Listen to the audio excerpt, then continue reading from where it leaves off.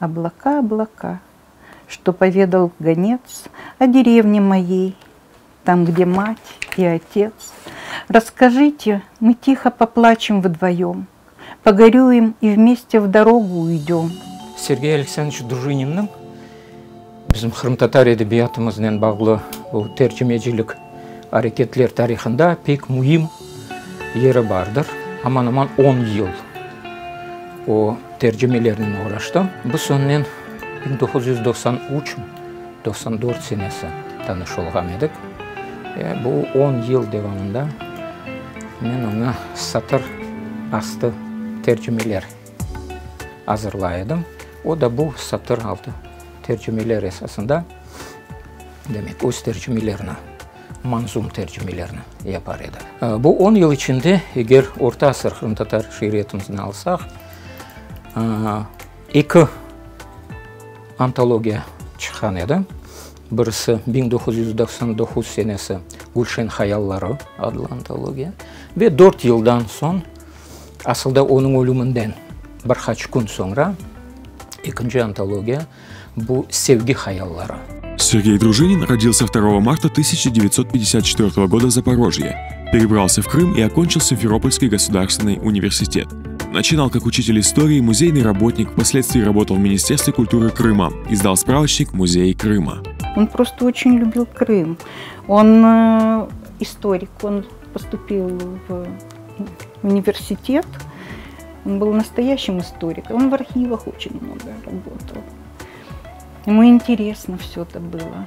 Он ездил по Крыму, он знал названия всех этих сел. Он интересовался культурой. Сергей Александрович Дружинин ilk tercüman edi ki bizim Orta Asır şiiriyetimizden böyle sistematik olarak uğraşan. Bu yıllar neticesinde olsa da 40 şiir ve poema tercüme edilgen edi. Böyle baksan çok değil ama o yıllarda bu ilk antologiya, ilk tercümeler edi. Кроме средневековой крымско-татарской поэзии, Сергей Дружинин переводил классическую арабскую и иранскую поэзию, европейских поэтов, таких как Адам Мицкевич и Федерико Гарсия Лорка, а также стихи Бекира Чобанзаде.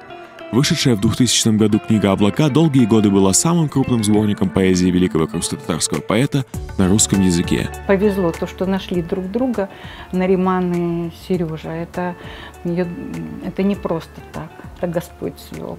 Потому что тандем был просто удивительный. Он с таким интересом, он так занимался переводами. Я говорю, что наша семья вся участвовала.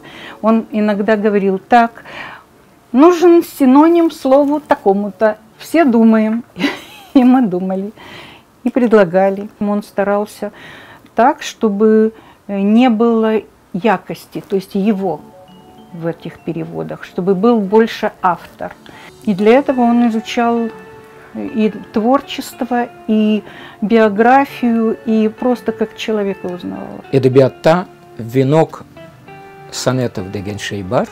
Sergey Alexandrovich Дружинин buna benzetip gazeller destesini yazgan edi. Venok gazeli 15 gazelden ibaret 15 Kırım hanına bağışlanған gazellerdir.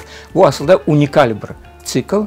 Şu 15 hanımızdan 10 han aynı zamanda şair olğanlardır. Ve nihayet onun özünün de yazған 4 жиынтығы бар. Bu da bir cikl teşkil etken жиынтықларdır. При жизни Сергей Дружинин издал 2 поэтических сборника «Утро» в 2000 году и «День» в 2002. Оба под псевдонимом Франциск Болицкий по девичьей фамилии матери. Третий «Вечер» решился издать под своим именем, но так и не успел увидеть его напечатанным. А сборник «Ночь» подготовила к печати уже вдова поэта. Он издал первую книгу, и я говорю: ты же поэт, как бы можно презентацию. Он сказал: я не могу себя назвать поэтом.